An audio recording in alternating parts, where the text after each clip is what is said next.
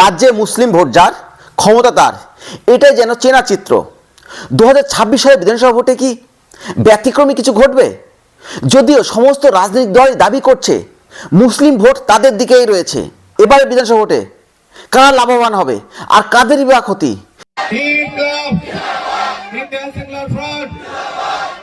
কুর্সি বড় হয়ে যাবে আর ধর্ম নিচে নেমে যাবে, চেয়ার বড় হয়ে যাবে আর জাতি ভাষা নিচে নেমে যাবে, চেয়ার বড় হয়ে যাবে আর দুর্নীতিটাকে বাঁ হাতে জমা করে দেব, লাল ঝান্ডা শেখায়নি। 2011 সালের আগে মুসলিম ভোট ব্যাংকে প্রাধান্য ছিল সিপিএম এর দখলে, কিন্তু রাজ্যে পালা বদলের পর অর্থাৎ তৃণমূল কংগ্রেস ক্ষমতায় আসার পর থেকে মুসলিম ভোট ব্যাংকের পুরোটা দখলে নেয় তৃণমূল কংগ্রেস। সে 2011 সালের পর থেকে পঞ্চায়েত ভোট হোক, বিধানসভা হোক বা লোকসভা ভোট, মুসলিমরা ঢেলে ভোট দিয়েছে তৃণমূল কংগ্রেসকে। কিন্তু 2026 সালের বিধানসভা ভোটে সেটার পরিবর্তন কিছুটা হলেও ঘটতে পারে বলে মনে করছে রাজনৈতিক বিশ্লেষকরা। আর সেটার ভিত মজবুত করেছে আইএসএফ এর বিধায়ক নওশাদ সিদ্দিকীর হাত ধরে।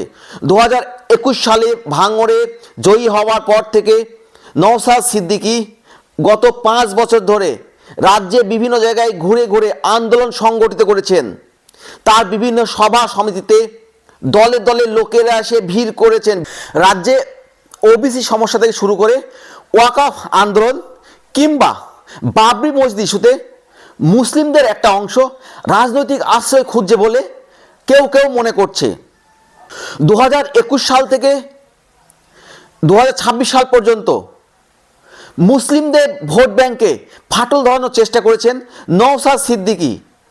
রাজ্যের বিভিন্ন জায়গায় মিটিং মিছিল করে মুসলিমদের একত্রিত করার চেষ্টা চালিয়ে গেছেন নওশাদ সিদ্দিকী। আর দ্বিতীয় ধাক্কাটি দেন হুমায়ুন কবির। বাবরি মসজিদ এমনিতেই বড় আবেগের জায়গা মুসলিমদের কাছে। বাবরি ইস্যুতে হুমায়ুন কবিরকে সাসপেন্ড করার পর থেকে হুমায়ুন কবির 6 ডিসেম্বর বাবরি মসজিদের শিলান্যাস করার পর যে জনতার উন্মাদনা দেখা গেছিল, মনে হয়েছিল যে মুসলিমদের একটা অংশ হয়তো রাজ্য সরকারের প্রতি বিরূপ মনোভাব পোষণ করলেও করতে পারেন। পরবর্তীতে জনতা উন্নয়ন পার্টি নামে একটি রাজনৈতিক দল ঘোষণা করেন হুমায়ুন কবির। স্বাভাবিকভাবে 2021 সালের আগে পর্যন্ত যে সমীকরণ ছিল মুসলিমদের মধ্যে, সেটা 2026 সালে কিছুটা হলেও পরিবর্তন ঘটলেও ঘটতে পারে।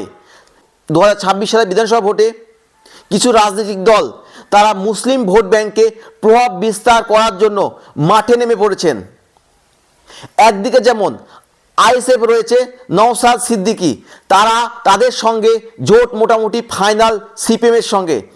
আবার হুমায়ুন কবিরের নেতৃত্বে যে জনতা উন্নয়ন পার্টি, সেখানে হুমায়ুন কবির যদি কিছু ভোট কাটে এবং হুমায়ুন কবিরের জনতা উন্নয়ন পার্টির সঙ্গে শোনা যাচ্ছে যে আসাদুদ্দিন ওয়াইসির মিম, এসডিপিআই, আজাদ সমাজ পার্টির মতো কিছু রাজনৈতিক দল তারা জোট করবেন। অর্থাৎ একদিকে আইএসএফ এবং সিপিএম এর জোট যদি হয়, সেখানে মুসলিম ভোট কাটার সম্ভাবনা থাকছে।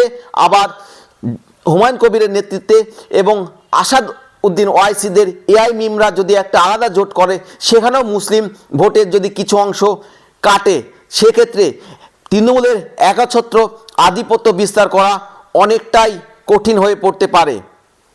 আবার মুর্শিদাবাদ থেকে শুরু করে উত্তরবঙ্গের মালদা বা উত্তর দিনাজপুরে কংগ্রেসের ভালো প্রভাব রয়েছে। সেখানেও কংগ্রেস দাবি করছে যে তারা ভালো ফাইট দেবে। মুসলিম ভোট অর্থাৎ সংখ্যালঘু ভোটের একাংশ, মুসলিমদের একটা একাংশ কংগ্রেসের দিকে যেতে পারে। এমনিতেই তৃণমূল কংগ্রেস থেকে মৌসুম বেনজির কংগ্রেসে ফিরে গেছেন। তাই মালদা জেলায় কিংবা উত্তর দিনাজপুরে আলী ইমরান রমজ ভিক্টরদের নেতৃত্বে মুসলিমদের একটা ভোটের অংশ তৃণমূল থেকে মুখ ফেরাতে পারে। রাজ্য রাজনীতিতে মুসলিম ভোট ব্যাংক একটা বড় ফ্যাক্টর, এই শব্দ চিরচেনা।